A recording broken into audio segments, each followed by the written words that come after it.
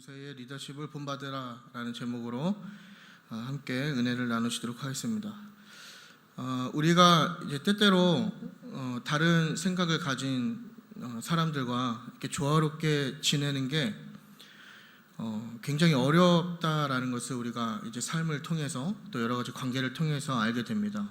그러므로 쉽게 조화를 이루지 못하고 조화를 이루지 못하기 때문에 그 안에서 우리가 갈등을 경험하게 되어 있는 것이죠. 그래서 여러분들이 현재 소속되어 있는 모든 곳에서 아마 이러한 문제를 겪으실 거라고 생각을 합니다. 왜냐하면은 어디에 있든 사람이 모이는 곳에는 항상 뭔가 조화를 이루는 것 자체가 어려운 일이기 때문입니다. 그래서 심지어 한 엄마의 배에서 나온 형제도 그러지 않습니까? 이 깨달음은 제 아내가 준 깨달음인데요. 유일하게 어머니의 그 배를 공유하는 것은 형제 자매밖에 없다라는 것을 제가 이제 애를 셋 낳으면서 배운. 근데 들어보니까 맞는 말 같더라고요. 가정사 때문에 배달은 그렇죠. 그 말고는 그러니까 어머니의 배를 유일하게 공유한 존재, 이게 형제 자매, 남매일 수도 있죠. 그런 관계도 조화를 이루기란 굉장히 어렵다라는 것이죠. 심지어 가족도 그렇고 수십 년 산, 그래서 요즘 황혼, 이혼 이런 거 졸혼 이런 게 좀 유행이시잖아요. 끝까지 잘 사시기 바랍니다. 그러니까 다 이 조화를 이루지 못한 결과인 것이죠. 뭔가 조화를 이루기가, 그러니까 그 안에 계속된 갈등들이 쌓여 있어서, 그러니까 형제나 가족조차도 어려운 게 이 조화를 이루는 일인데, 내가 가족이 아닌 타인과 조화를 이룬다라는 것은 굉장히 우리가 어렵게 생각할 문제인 것이죠. 그래서 여러분, 교회도 마찬가지입니다. 그래서 교회 안에서 내가 아닌 타인과, 우리가 아무리 주님을 믿고 예수님을 주로 고백하고 하나님의 자녀로서 형제 자매라고 고백해도 남남이죠. 맞잖아요. 우리가 가족이라고 고백하지만 남이잖아요. 전 남이라 생각해요. 그죠? 그러니까 이게 조화를 이룬다라는 것은 굉장히 어려운 문제입니다. 그래서 그리스도인이라고 해서 이걸 자연스럽게 우리가 예수의 이름으로 조화를 이룬다라는 건 상상할 수도 없는 일이죠. 우리가 예수님만 찾는다고 되는 문제는 아니라고 보거든요. 그러니까 그리스도인이라고 해도 조화를 이루는 문제, 그리고 갈등에 대한 문제는 우리가 쉽게 생각하고 피할 수 없는 문제다라는 거예요. 근데 이것이 비단 오늘날만의 문제가 아니라 과거도 비슷했다라는 것이죠. 심지어 출애굽을 하고 있는 광야에서도 제가 서두에서 이야기했던 조화를 이루지 못함에서 오는 갈등이 존재했다라는 것입니다. 그래서 오늘 그 부분에 대해서 우리가 함께 말씀을 나눌 건데, 이제 광야 진군을 잘 마친 이스라엘이죠. 민수기 1장에서 10장까지의 내용이 광야 진군을 앞두고 그 이스라엘 진영에 대한 정결을 통해서 이제 완벽한 준비가 된 거예요. 이스라엘 백성들이 잘 순종했고 이제 만반의 준비를 한 것이죠. 근데 중요한 것은 뭐예요? 사흘 길을 못 가서 불평이 시작된 거예요. 이게 굉장한 포인트입니다. 그래서 그런 얘기도 있어요. 수요 예배가 왜 있느냐? 우리가 사흘 길을 못 가서 불평하기 때문에 3일 예배가 있다. 진짜는 아니에요. 진짜는 아니지만, 그러니까 인간이라는 존재가 그렇게 나약하다라는 것이죠. 한 2년 정도의 준비 기간을 완벽하게 했어도 그 진군이 시작된과 동시에 3일을 못 가서 불평을 시작한 게 이스라엘의 모습이고, 그게 저와 여러분들의 모습이다라는 것입니다. 그래서 첫 번째 불평은 악한 말로 하나님을 원망하는 거였죠. 그리고 두 번째는 탐욕에서 시작된 만나에 대한 불평, 그죠? 그리고 세 번째는 뭐냐면 오늘 본문에 등장하는 미리암과 아론의 불평입니다. 그래서 오늘 본문의 내용을 간단히 정리하면 다음과 같습니다. 이제 미리암과 아론이 모세를 비방하는 사건이 벌어지게 됩니다. 그래서 그 표면적인 원인, 겉으로 보이는 원인은 뭐냐면 1절에 모세가 이방 여인과 결혼했기 때문이다. 그러니까 구스 여인과 결혼했기 때문에 그 아론과 미리암이 모세를 비방하는 것이죠. 비판하고 비난한단 말이죠.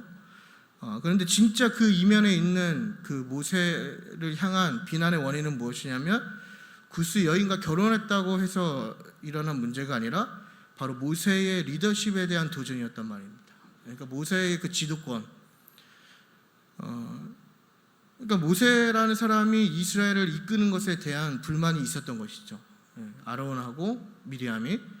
그래서 하나님께서 어떻게 합니까? 4절을 보시면 이 세 명을 장막으로 부르셨어요. 근데 저는 이 말씀을 준비하면서 굉장히 익숙한 그림이 떠올랐어요. 마치 하나님께서 이 세 명을 집합시키는 듯한 느낌.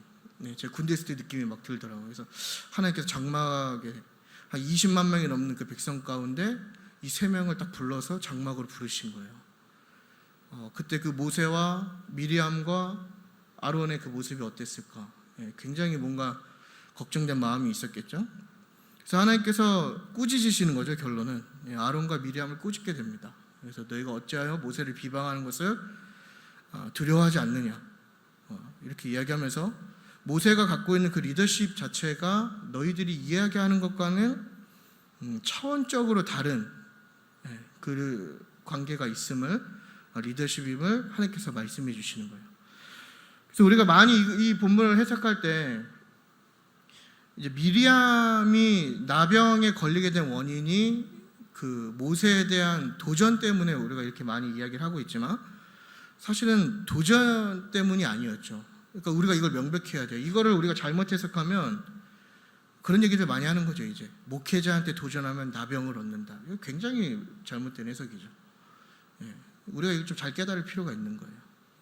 그것 때문에 나병을 얻은 게 아니죠. 불평했기 때문에 나병을 얻은 거예요. 그러니까 모세라는 인물의 그 지도력에 대해서 도전했기 때문에, 물론 잘못한 행동이지만 그것 때문에 병을 얻은 게 아니라 하나님께서 인정하신 그 리더십에 대한 불평이었기 때문에 나병에 걸렸다. 이거 우리가 명백히 할 필요가 있는 거예요. 그래서 이걸 문자적으로 해석해서 뭐 목회자한테, 물론 그러면 안 되지만 목회자한테 하면 뭐 벌을 받는다, 이런 거는 뭐 무당 굿하는 소리죠. 전혀 성경적이지 않는 해석이에요. 그러니까 나병을 얻은 이유는 하나님께서 인정하신 것에 대한 불평이기 때문에 나병을 얻게 되는 거예요. 그러니까 부정한 병에 걸린 것이죠. 그래서 어떠한 결과가 나죠? 결국에는 모세가 중보해서 이제 7일간 쫓겨나 있다가 다시 진영으로 돌아오게 되고 이스라엘이 이제 바란 광야로 진군하는 것이 오늘 본문의 내용입니다. 그래서 이 세 번째 그 불평은 이제 서로 다른 생각에서 오는 갈등으로 인해서 시작된 불평이었거든요. 그래서 불평 자체도 굉장히 위험한 것이죠. 그래서 광야에서 이스라엘 백성들이 죽는 이유는 이 불평과 하나님을 향한 불신 때문에 죽는 거잖아요. 그러니까 이 불평 자체도 굉장히 위험한데 이 갈등에서 시작된 불평이 왜 더 위험하냐면 바로 관계를 파괴하는 굉장히 파급적인 효과가 있기 때문이다라는 거예요.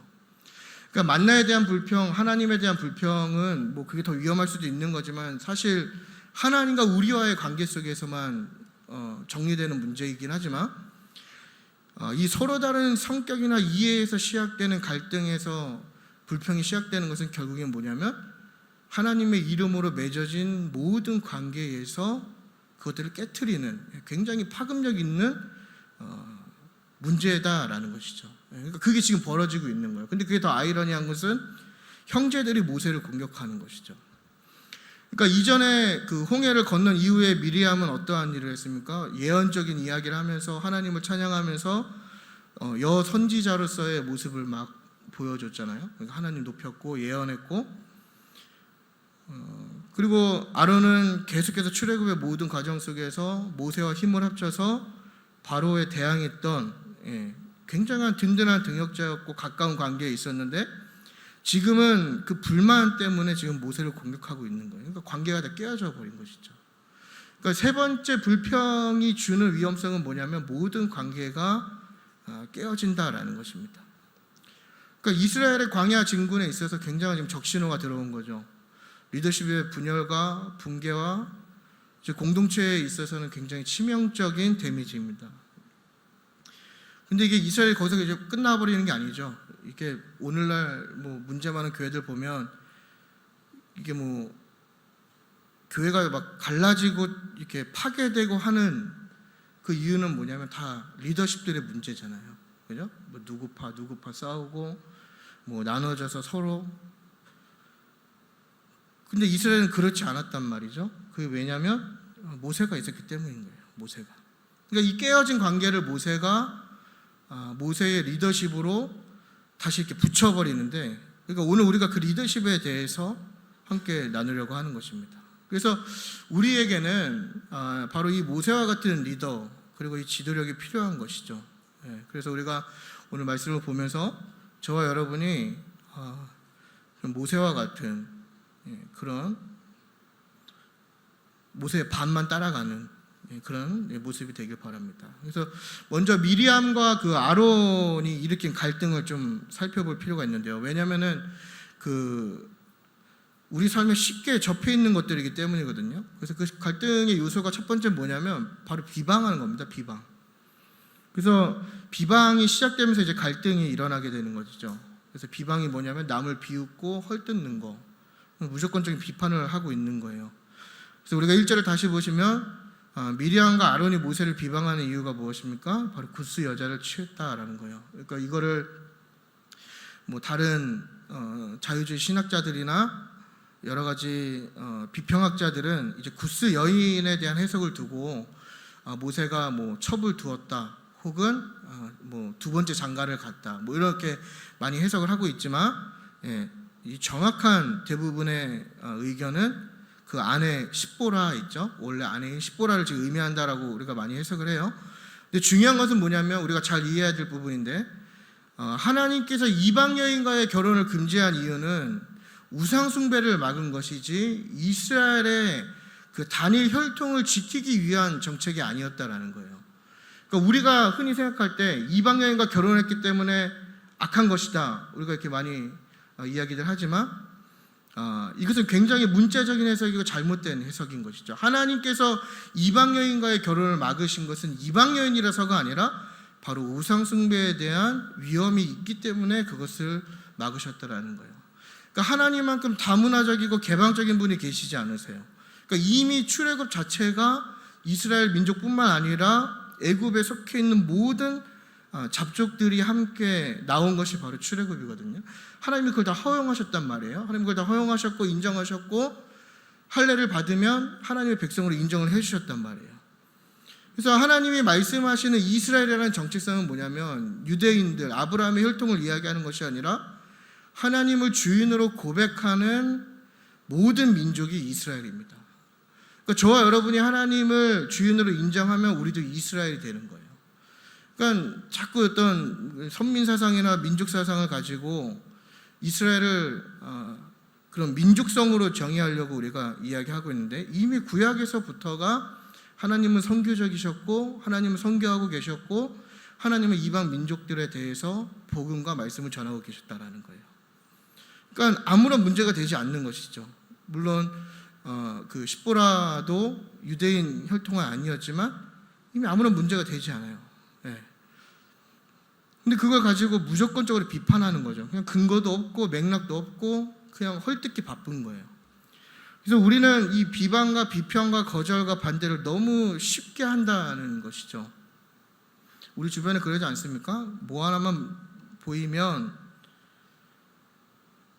그냥 뭐 맥락도 없어요. 그냥 근거도 없고 일단 뜯고 보는 거예요. 마치 피라냐들 같이 뭐 하나 건덕지 잡히면 어떻게든 한번 뜯어보려고. 심지어 나는 그 사람한테 악감정도 없지만 무슨 문제가 이렇게 나면 그냥 비방하기를 즐겨하고 비평하기를 즐겨하고 너무나 쉽게 반대하면서 이렇게, 이거 우리의 모습이다라는 것이. 근데 이것이 이제 그대로 우리의 가정과 직장과 교회에 이제 들어가게 돼버리면 어떠한 효과가 나타나게 되냐면 바로 모든 관계가 깨어지기 시작한다는 거예요. 그래서 여러분, 우리 가정을 예로 들어보면, 여러분 가정에서 이런 무분별한 비판이 있다면, 물론 여기 계신 분들은 안 그러실 수도 있지만 대부분은 그러지 않지만 특별한 가정에서는 이 무분별한 비판이 굉장히 많거든요. 그래서 부모가 자녀를 무분별하게 비판하고 비난하는 거예요. 그죠? 자녀가 부모를 비판해요. 물론 대놓고 하는 애들도 있지만 다 그런 마음을 갖고 있단 말이죠. 또 아내가 남편을 비판해요. 비난해요. 그래서 저는 제일 이해가 안 가는 게 우리 아주머니들 죄송해요. 근데 아주머니들 모이면 남편용 보잖아요. 저는 좀 이해가 안 가요.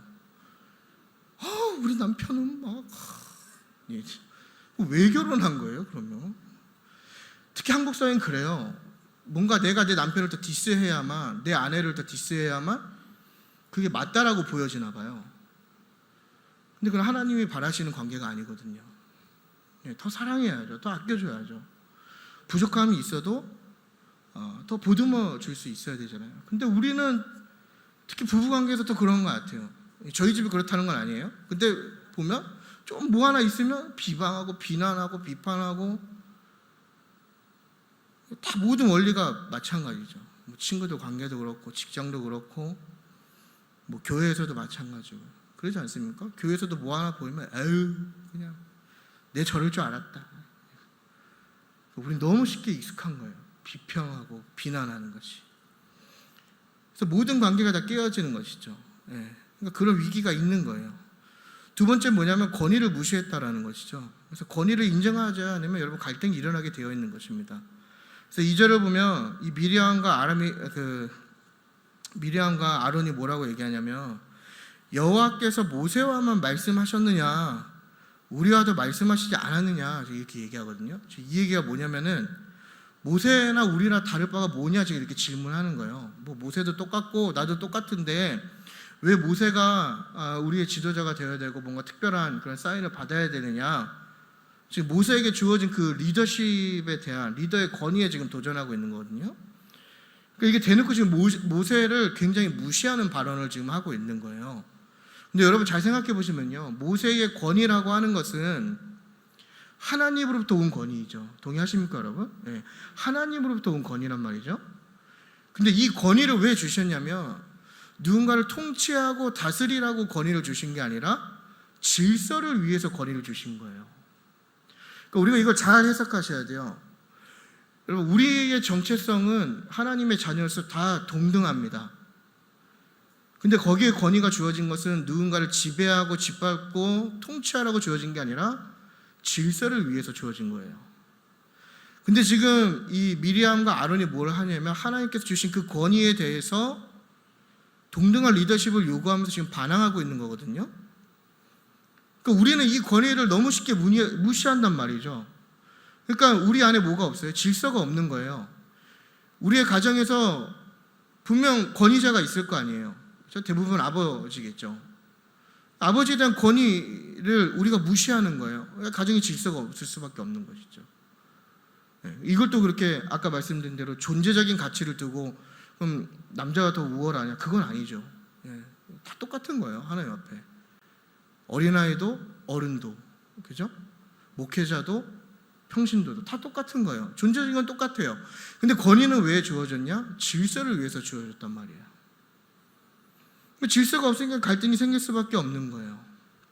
하나님이 질서를 세우셨거든요. 직장은 직장대로 또 교회에서는 교회대로 권위자들을 주셨단 말이에요. 그런데 특히나 요즘 시대는 이것을 다 해체하는 거예요. 평등이라는 이름으로 그럴싸하게 다 해체해버리죠. 이게 포스트 모던의 영향이잖아요. 해체주의가. 그 해체주의의 산물이 뭐예요? MZ세대. 여기 MZ들이 많은데 말 실수한 것 같아요. 권위주의는 버려야 되는 것이죠.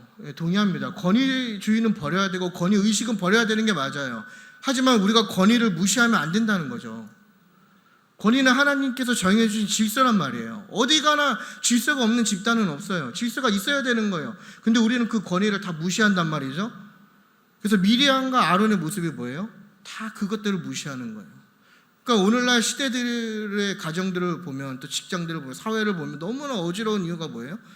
다 이 권위를 그냥 무시하는 거예요. 권위를 이야기하고 권위주의가 아닙니다, 여러분. 잘 이해하셔야 돼요. 권위를 이야기하면 다 꼰대로 그냥 취급하는 거예요. 질서를 이야기하면 다 꼰대가 되는 거예요. 내가 듣기 싫으면 다 꼰대가 되는 거예요. 그러면 사회 안에, 질서 안에 과연 그게 가능합니까? 권위를 인정하지 않는데. 교회도 마찬가지인 것이죠. 우리의 신앙이 병드는 이유가 무엇입니까? 바로 이 권위를 무시하기 때문인 거예요. 우리의 제일 되는 권위가 무엇이죠, 여러분? 바로 성경입니다. 성경.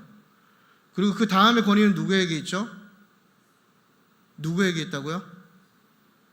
말 잘하셔야 되는데 교회에 있는 거죠. 어떤 개인에게 주어진 게 아니란 말입니다. 하나님의 말씀이 있고 그 말씀을 해석하는 공동체가 교회잖아요. 그러면 하나님의 말씀과 그 말씀을 해석하는 교회 공동체의 권위를 인정하고 그 교회의 가르침과 가이드를 따라야 하는 게 권위에 순종하는 거란 말이죠. 근데 오늘날 성도들의 특징이 뭐예요? 그 권위를 인정하지 않는 거예요. 다 뭐라고 얘기해요? 딴 데 가면 된다는 거예요. 이게 우리의 심각한 모습인 것이죠. 그러니까 신앙에 성숙도 없고 변화도 없고 성화도 없고 발전도 없고 깊어짐이 없는 거예요. 그러니까 우린 다 이렇게 지금 둘러싸여 있는 것이죠. 세 번째는 무엇입니까? 상처를 준다는 거예요. 모세의 입장을 생각해 봤어요. 자기 형제들이 그렇게 불평하는 모습을 보면 굉장히 큰 상처로 남았겠죠. 모세를 향한 그 비방의 말이 얼마나 큰 상처로 남았겠습니까? 그래서 갈등을 일으키는 사람들의 특징은 뭐냐면 꼭 주변 사람들에게 상처를 준다는 거예요. 그걸 말로 주든 행동으로 주든. 물론 오늘날 또 그거 심하긴 해요. 상처 같지 않은 상처. 그건 좀 인정합니다. 그냥 자기 마음에 안 들면 상처라고 얘기하는 거예요. 다 상처가 너무 많아요, 마음에. 그죠? 그래서 내가 좀 내 마음에 안 내키면 상처받았다고 얘기해요. 그건 좀 지나치죠. 그건 아니지만 그걸 떠나서 유독 그 사람만 있으면 어느 집단이든 공동체든 누군가 상처를 받는 사람이 발생한다라고 한다면 우리가 좀 생각해 볼 필요가 있다는 것이죠. 그게 미리암일 수 있고 아론일 수가 있다는 거예요. 그러니까 내가 속한 곳에서 이러한 문제가 계속해서 발생하고 있다. 갈등이 많이 있다. 그럼 우리가 그걸 좀 돌아보고 생각해 볼 필요가 있다는 것입니다. 그래서 이 세 가지 유형은 모두 행위적인 결과입니다. 다 행위적인 것이죠. 권위를 인정하지 않는 거, 비방하는 거, 상처를 주는 건 다 행위적인 것이단 말이죠. 근데 이 행위적인 것의 마음의 기초가 중요한데 그 기초가 뭐냐면 바로 시기와 질투라는 거예요. 그러니까 이러한 행위를 하게 되는 가장 기초적인 마음은 뭐냐면 시기와 질투. 근데 이 시기와 질투가 언제 발생하냐면 내가 상대방보다 뛰어나다는 확신이 있을 때 시기와 질투가 시작된다는 것입니다. 여러분 잘 생각해 보세요. 그래서 누군가에게 막 시기가 느껴지고 누군가에게 막 질투가 느껴질 때 우리의 마음에 있는 가장 근본적인 마음은 뭐예요? 안 입고 온 거죠. 죄송하지만 내가 쟤보다 잘났는데 제가 더 인정을 받는 게 마음에 안 드는 거예요. 그게 시기가 되는 거예요. 내가 더 잘하는 것 같은데 저 사람이 앞에 쓰는 게 시기가 생기는 거죠. 질투가 생기는 거예요. 이게 다 교만한 마음에서 출발하는 거거든요. 그러니까 다 우리가 그냥 이렇게 순종하지 못하고 이렇게 막 사람 가리면서 그런 분들 계시잖아요. 이게 다 그런 마음에서 오는 거예요. 내가 너보다 낫다. 그러니까 우리 내면에 이미 이게 다 깔려 있는 거예요. 그러니까 미리암과 아론이 뭐예요? 지금 이 질투의 마음에서 시기와 질투의 마음에서 모세를 비방하는 거란 말이죠. 내가 모세보다 낫다는 거예요. 그러니까 내가 비교할 때 모세는 나보다 나은 게 하나도 없는데 이방 여인과도 결혼을 했고 나도 하나님의 예언을 듣는데 저 모세와 내가 다른 게 뭘까? 내가 너보다 나은데 네가 왜 민족의 지도자인 거지? 나도 민족의 지도자가 될 거야. 지금 이걸 이야기하는 거예요. 근데 여러분 이걸 우리의 삶에 잘 적용해 보면요, 우리가 다 그렇게 이야기하는 거예요. 그래서 이 시기하고 질투하는 사람들은요 어떠한 특징을 갖고 있냐면 지극히 자기중심적인 삶을 살아요. 나만을 위해서 살고 나만을 높이고 또 그 외적인 걸 인정하지 못하고 수용하지 못하고 자기 객관화하지 못하고 나의 이익만을 추구하는 삶을 산다라는 것이죠. 그러니까 이런 갈등을 일으키는 미리암과 아론과 같은 사람은 어디에나 있다라는 거예요. 그게 여러분일 수도 있고 저일 수도 있다는 얘기죠. 그러니까 이게 가정에도 있을 수 있고 직장에도 있을 수도 있고 오늘날 이렇게 예배 드리는 공동체 안에도 충분히 있을 수 있다라는 거예요. 그러니까 이런 사람이 많아질수록 그 공동체나 어떤 가정이나 집단은 굉장히 위험한 신호가 들어오는 것이죠. 근데 오히려 그러한 시기와 질투의 마음을 가진 사람들이 리더의 자리에 있다면 굉장히 지금 심각한 위기를 겪고 있는 거예요. 그래서 이 갈등이 심해지면 다툼이 일어나게 되고 분열이 일어나게 되고 파괴되고 자멸하는 심각한 상황을 맞이하게 되는 것이죠. 그래서 몇 해 전까지는 그 교회에 대한 위기에 대한 그 리스트라고 할까요? 그 리스트들을 뽑으면 이 목회자들 공격이 1순위가 되었거든요. 그래서 그 목회자들을 공격한 게 뭐가 있을까 봤을 때 성적인 거나 윤리적인 거, 도덕적인 것을 통해서 교회를 무너뜨리는 걸 사단의 전략으로 많이 뽑았는데, 오늘날 교회를 무너뜨리는 사단의 전략의 가장 첫 번째는 뭐냐면 바로 시기와 질투다라는 거예요. 그러니까 서로 분열하고 싸우고, 그죠? 비판하고 인정하지 않고, 굉장히 심각한 문제인 것이죠. 근데 그럼에도 불구하고 계속해서 교회가 유지되는 이유는 뭐냐면 곳곳에 바로 모세와 같은 사람들이 한 명씩 있다라는 거예요. 근데 이게 모세와 같은 사람들이 더 많아진다면 굉장히 건강한 공동체가 되지 않겠습니까? 지금 그걸 이야기하는 거예요. 그래서 우리가 이제 모세의 리더십 두 가지만 보고 말씀을 마칠 건데, 우리 모두가 그런 사람이 되길 바랍니다. 첫 번째는 뭐냐면 모세의 지도력은 온유함에서 시작했다라는 거예요. 그러니까 모세가 온유함으로 갈등을 해결했다.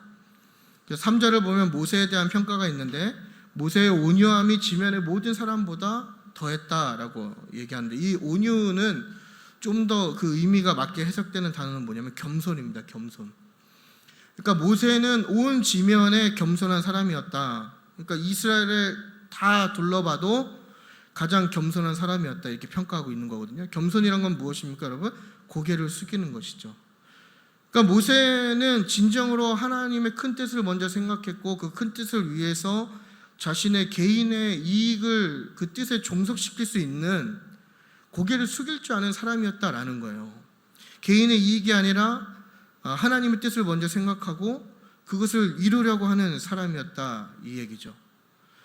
그래서 우리가 그걸 어디서 알 수 있습니까? 11장에 가보면 그 70인의 장로가 세워진 것이 이제 이야기가 나오지 않습니까? 근데 그 70인의 장로가 세워진 게 뭐냐면 그것 또한 모세의 그 리더십을 초과하는 범위에 대한 문제제기였거든요. 근데 모세가 그거를 적극적으로 수용해요. 이 리더십을 그리고 70명에게 동일하게 나눠준단 말이죠. 그리고 70명의 장로가 모세와 같이 예언하고 똑같은 능력을 받아요. 그걸 모세가 간청한단 말이죠. 이게 왜 어떻게 가능한 문제인가? 가능한 일일까? 바로 모세의 지도력이 겸손해서 오기 때문인 거예요. 만약 모세가 겸손하지 않았다면 그러한 컴플레인을 다 외면했겠죠. 혹은 자기의 리더십을 더 강화시키기 위해서 막 그렇게 움직이지 않았겠습니까? 근데 모세는 그것들을 수용했고 문제 해결을 시도했고 자기의 이익과 자기의 만족보다, 자기의 자리보다는 바로 이스라엘이라고 하는 공동체가 더 하나님 앞에 바로 설 수 있는 방법을 선택하는 리더십이 있었다라는 거예요. 미리암과 아론은 지극히 자기 중심적인 사고를 지금 하고 있는 거잖아요. 자기의 기득권을 요청하고 자기가 그 자리에 앉고 싶어 했고 반항했고 교만한 마음과 내가 당신보다 낫다는 태도로 임했다라는 거예요. 하지만 반대로 모세는 공동체를 생각하는 이타적이고 지극히 겸손한 모습을 소유했다라는 것을 우리가 기억해야 하는 것입니다. 그러니까 여러분, 우리 교회 안에 여러분 신앙생활 하실 때 우리가 이 이타적이고 지극히 겸손한 모습을 소유해야 한다라는 것을 우리가 꼭 기억했으면 좋겠어요.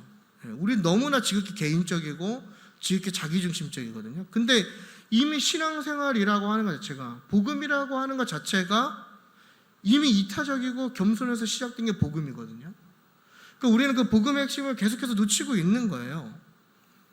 그러니까 결론은 이 겸손한 사람들이 갈등을 해결하고 관계를 부드럽게 만드는 그 윤활유의 역할을 하고 있다라는 것을 우리가 기억할 필요가 있는 것이죠. 두 번째는 뭐냐면 모세의 지도력은 중보에서 시작됐다라는 거예요. 우리 교회도 중보기도 팀이 있죠. 너무 축복합니다. 굉장히 귀한 사역을 하고 있는 거예요.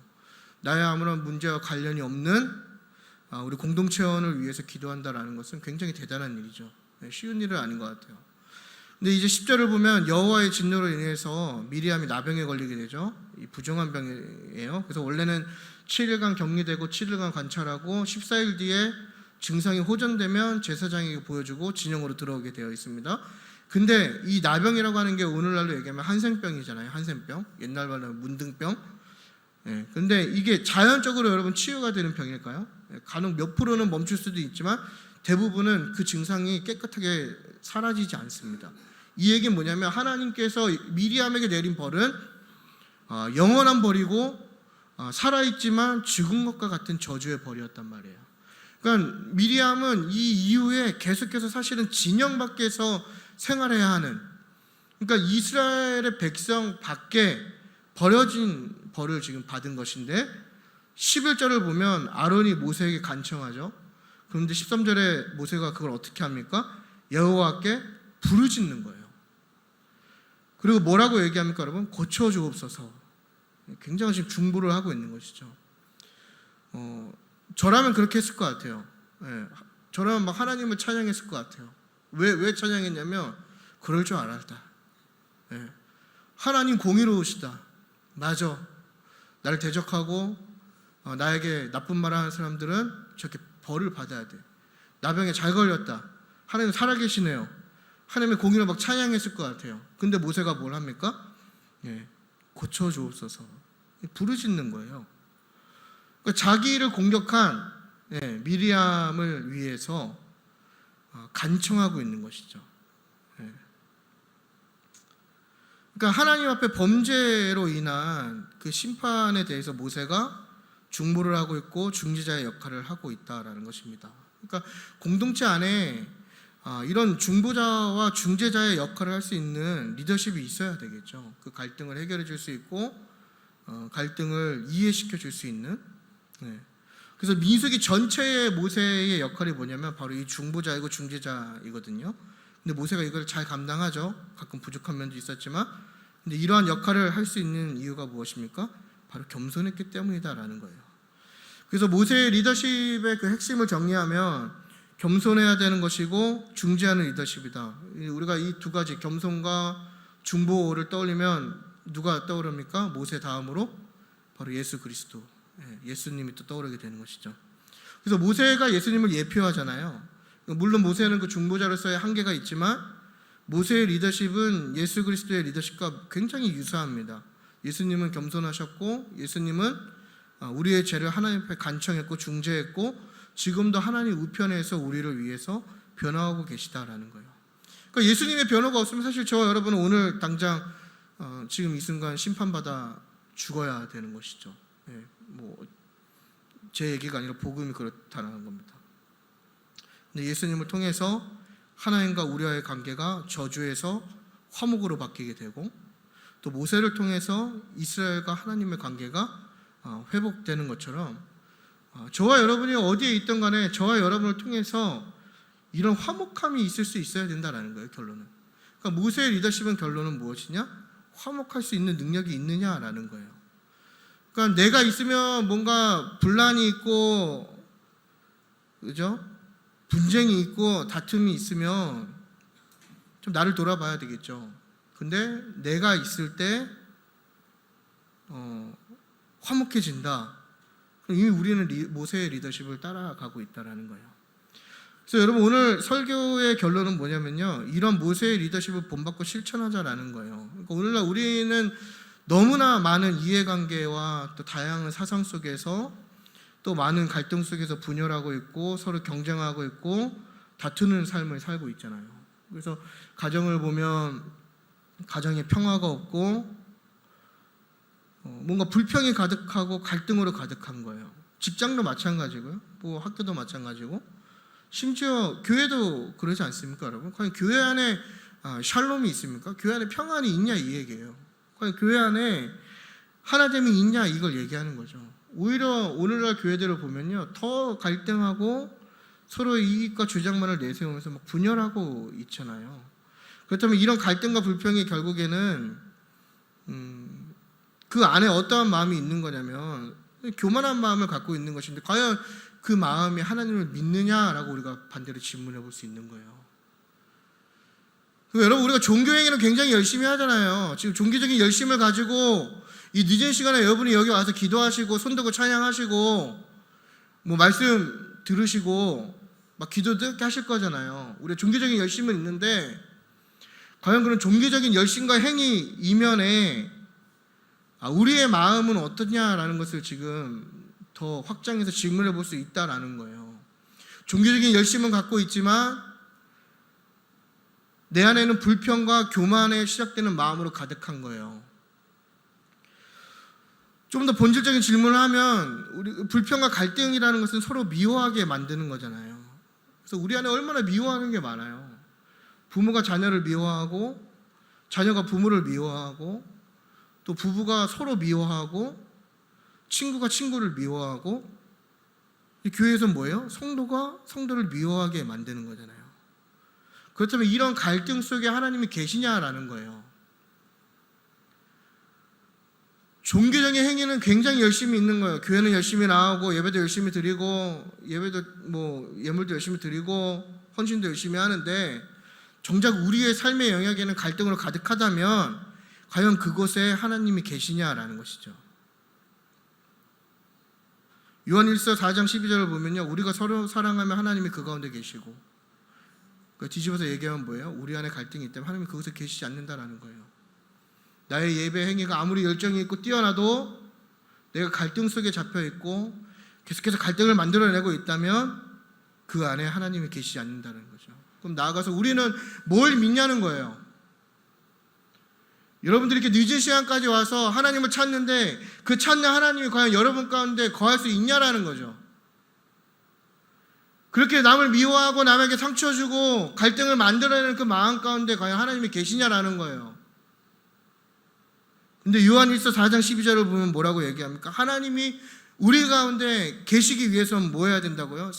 우리가 서로 사랑해야 된다라는 거예요. 이 갈등을 다 해결해야 된다라는 것이죠.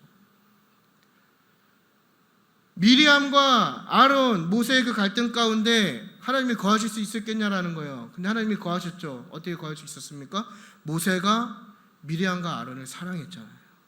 이걸 얘기하는 거예요, 결론은. 그러므로 우리가 신앙생활 할 때, 특히 신앙적인 영역에 있어서 미리암과 아론의 삶을 살아가는 게 아니라 우리가 어딜 가든 겸손한 자세로 늘 중보하고 중재하는 자가 되어서 우리가 있는 곳에 샬롬이 임할 수 있는 그러한 사람이 되어야 되겠다. 지금 이게 오늘 설교의 핵심인 것입니다. 그리고 그런 사람이 리더가 되어야 된다는 거예요. 그래서 여러분 가시는 곳에는 늘 화평이 존재하길 바랍니다. 그래서 여러분이 계신다면, 그죠? 내가 가정의 문을 열기 전까지 거친 욕설과, 그죠? 막 물건들이 날아다니고 심한 다툼과 갈등이 있어도 내가 집에 들어가면 샬롬이 임하는 거예요. 그게 뭐 단번에 이루어지는 건 아니죠. 내가 그렇게 살았어야 되는 거예요. 교회도 마찬가지죠. 교회 안에 갈등과 많은 다툼이 있을 때, 어려움이 있을 때 내가 있으면, 내가 교회에 가면 하나님의 샬롬이 임하는 거예요. 평안이 임하는 거예요. 그래서 여러분, 모세의 리더십을 본받는 저와 여러분이 되시길 바랍니다. 그래서 우리가 이 모세의 리더십, 겸손한 것과 또 중보하는 것, 중재하는 것, 이렇게 두 가지를 함께 나누었는데요. 저와 여러분이 꼭 그러한 삶을 살아내시는, 그래서 그런 분들이 좀 교회에 많아지셨으면 좋겠어요. 많아지셔서 우리 교회 공동체가 좀 더 이렇게 성장할 수 있는, 여러분들의 삶이 성장할 수 있는 그러한 저와 여러분이 되기를 바랍니다.